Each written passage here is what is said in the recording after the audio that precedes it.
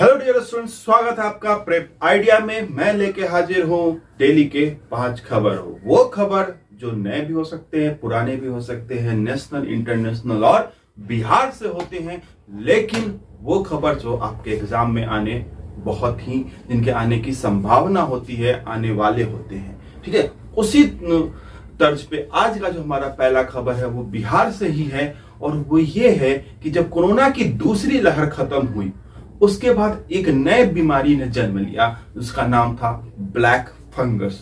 उसी black fungus को का इलाज अलग अलग लोगों ने किया। उसी दरमियान भारतवर्ष के अंदर एलोपैथी वर्सेस आयुर्वेदा का एक बहुत बड़ा युद्ध सा चल रहा था। मतलब वो मीडिया में ही चल रहा था, लेकिन चल रहा था। ठीक है, उसी दरमियान बिहार के पटना के आयुर्वेदिक कॉलेज ने, पटना का जो राजकीय आयुर्वेदिक कॉलेज है, उन्होंने दावा किया कि जोंक की मदद से, वो जोंक जो हमारे यदि पैरों में चुभ जाए तो खून निकाल देता है, उस जोंक की मदद से ब्लैक फंगस का इलाज किया जा सकता है। उस पद्धति का नाम जोंक से किया जाता है, इसलिए जोंक पद्धति या फिर जलौका पद्धति नाम दिया गया।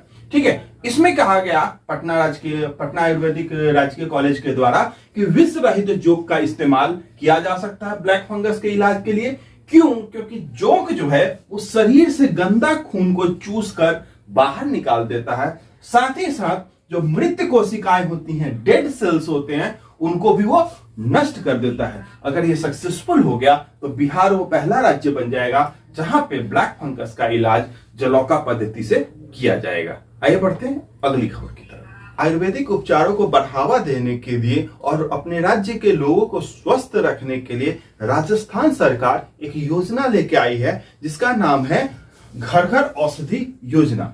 इस योजना के तहत राजस्थान सरकार राजस्थान के हर परिवार को 4 औषधीय पौधों को बांट रहा है उनके यहाँ। ठीक है, कुछ बांटे जा चुके हैं, बांटे जा रहे हैं। वो 4 पौधे कौन से हैं? तुलसी, अश्वगंधा, गिलोय और कालमेघ। ये चारों वो पौधे हैं जो हमारे इम्यूनिटी लेवल को बढ़ाते हैं। ठीक है, और ये पौधे चूंकि घर में लगे रहेंगे तो लोगों का सेवन कोई खरीदने में पैसा नहीं लगेगा और सेवन भी लोग करेंगे तो उनका इम्यूनिटी लेवल बढ़ेगा, और इससे क्या होगा, जो ये कोरोना का जो असर है वो काफी कम होगा। आगे बढ़ते हैं अगली खबर की तरफ। कृषि जो है वो हमारे जीवन के लिए तो बहुत ही जरूरी है, क्योंकि जो हमारे किसान है, हमारे अन्नदाता है, वो अन्न उगाते हैं तो हम खाते हैं।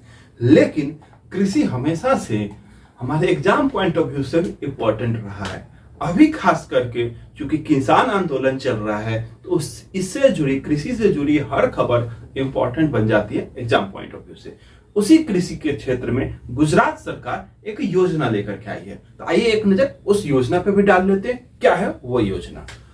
गुजरात सरकार एक योजना लेके आई जिसका नाम है कृषि विविधीकरण योजना। डाइवर्सिफाइड करना मतलब अलग अलग चीजों को कैसे एक साथ यूज कर सकते हैं, विविधीकरण करना। ठीक है, इससे फायदा किनको होगा? गुजरात के जो आदिवासी किसान है, आदिवासी क्षेत्र में रहने वाले जो किसान है, जिनको वन बंधु भी कहा जाता है, उनको इससे सबसे ज्यादा फायदा होगा। फायदा कैसे होगा कि जो आदिवासी क्षेत्र है उसमें जो कृषि है वो अभी उतना सतत तरीके से नहीं होता है। तो जो कृषि है आदिवासी क्षेत्र में उसको कैसे सतत यानी हमेशा हो और कैसे और ज्यादा लाभदायक बनाया जाए, वो इस योजना में किया गया है। तो कैसे योजना ज्यादा कृषि को लाभदायक बनाया जाएगा? जब उनको ज्यादा जानकारियां दी जाएंगी, साथ ही साथ उनको अलग अलग जो नए खाद हैं उनके बारे में जानकारी भी दी जाएगी और दिया भी जाएगा। तो हर किसान को वहां पे इस योजना के तहत 45 किलो यूरिया दिया जाएगा, साथ ही साथ 50 केजी एनपीके दिया जाएगा और 50 केजी अमोनियम सल्फेट दिया जाएगा, ताकि जमीन की उर्वरकता को बढ़ा के वो अपने पैदावार को और बढ़ा सके। एनपीके के बारे में थोड़ा जान लेते हैं। एनपीके क्या होता है? एक वो मिक्सचर होता है जिसके अंदर N for nitrogen, P for phosphorus और के फॉर पोटेशियम, यानी नाइट्रोजन, फास्फोरस और पोटेशियम का मिक्सचर होता है। ठीक है, और क्या दिया जाएगा इसमें?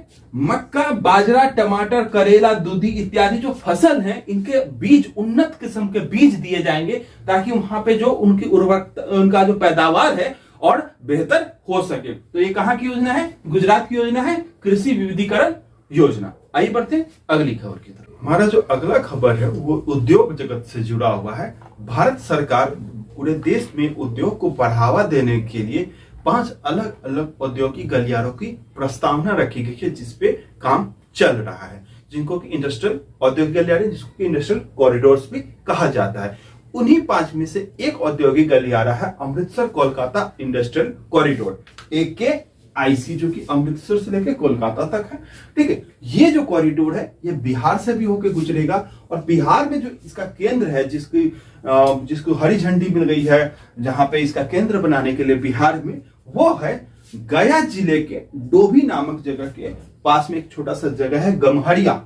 ठीक है, तो गम्हरिया में जो ये इंडस्ट्रियल कॉरिडोर्स होंगे उसका केंद्र होगा, बिहार का जो केंद्र होगा वो गम्हरिया में हो जाएगा। तो आने वाले बीपीएससी एग्जाम्स में, CTPO जो भी एग्जाम्स होंगे बिहार से रिलेटेड, उसमें कहीं ना कहीं किसी न किसी एग्जाम में ये सवाल जरूर आएगा कि और जो औद्योगिक गलियारे बन रहे हैं उसमें बिहार में उसका केंद्र क्या है। तो आंसर होगा गम्हरिया या फिर गया जिला या डोभी, इन दोनों में से कोई भी नाम आ सकते हैं। ठीक है, इसी औद्योगिक गलियारे एक बहुत बड़ा टॉपिक और ये बहुत इंपॉर्टेंट हो जाता है, इसीलिए इसी वीडियो के साथ साथ एक और वीडियो आज ही रिलीज होगा औद्योगिक गलियारों पे। ठीक है, उसमें ये पूरे डिटेल में होगा कि औद्योगिक गलियारे क्या हैं, कौन कौन से हैं, कौन किस राज्य से गुजर रहा है, किस नियम के अंतर्गत बने हैं, किस डिपार्टमेंट, किस मंत्रालय के अंतर्गत आते हैं। तो जो पूरी लंबी पूरी विस्तृत जानकारी है उस वीडियो में है, उसका जो लिंक है नीचे डिस्क्रिप्शन बॉक्स में दिया हुआ है, आप वहां से देख सकते हैं। ठीक है, आइए बढ़ते हैं अगली खबर की तरफ। कुछ दिनों पहले उद्योग जगत में ही, दुनिया के उद्योग जगत में एक बहुत बड़ी खबर आई थी कि स्वेज नहर जो है उसमें एक जहाज फंस गया था, जिसकी वजह से पूरी दुनिया को अरबों खरबों का नुकसान हुआ। तो आइए एक नजर डालते हैं उस खबर पे और स्वेज नहर पे, क्योंकि चूंकि ये काफी खबर में रहा था, क्योंकि 7 दिन तक जहाज फंसा हुआ था, तो 7 दिन तक पूरे खबर में रहा था और इतना बड़ा नुकसान हुआ, तो जहां खबर होगा सवाल तो वहां से आएगा ही आएगा। और उद्योग जगत का है और कहीं ना कहीं भारत से भी थोड़ा सा जुड़ा हुआ है, तो सवाल जरूर आएंगे। तो आइए एक नजर डालते हैं स्वेज नहर पे। ठीक है, जो खबर थी वो ये थी कि ताइवान की एक जहाज थी एवर गिवन नाम का। यहाँ पे एक एक नाम इंपॉर्टेंट हो जाता है, याद करना चाहिए आपको एग्जाम पॉइंट ऑफ व्यू से। ताइवान की एक जहाज थी एवर गिवन। ठीक है, किस कंपनी की थी? एवरग्रीन कंपनी की वो जहाज थी। ठीक है, एवरग्रीन कंपनी की जहाज थी, ताइवान की एवर गिवन, और वो जा कहां से कहां रही थी? चीन से लेके नीदरलैंड जा रही थी वाया स्वेज नहर। और उसका जो चालक दल था वो सभी के सभी भारतीय थे और 25 लोगों का ग्रुप था।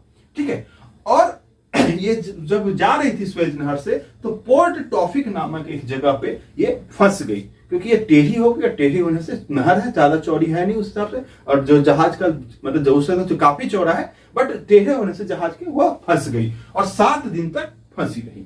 ठीक है, तो ये तो वो खबर थी, इसमें से भी काफी इंपॉर्टेंट सवाल बन जाते हैं। साथ ही साथ एक नजर डाल देते हैं स्वेज नहर पे। स्वेज नहर जो है 193 किलोमीटर लंबा नहर है और इसका जो निर्माण है वो 1869 में हुआ था, 1869 में। लेकिन 1956 में जाकर के मिस्र ने इसका राष्ट्रीयकरण कर दिया और अभी भी ये जो स्वेज नहर है इस पे जो नियंत्रण है और जो शासन है वो मिस्र का ही है।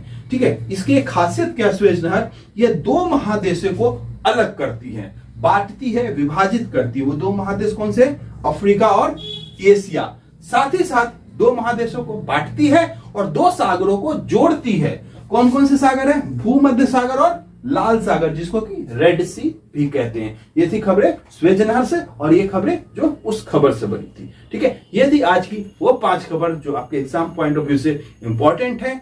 और आप लोग, उम्मीद करता हूं आप लोग को ये वीडियो अच्छा लग रहा होगा, आप लोग अपनी तैयारी में लग गए होंगे जो सरसठी पीपीएससी और CTPO वगैरह जो एग्जाम होने वाले हैं।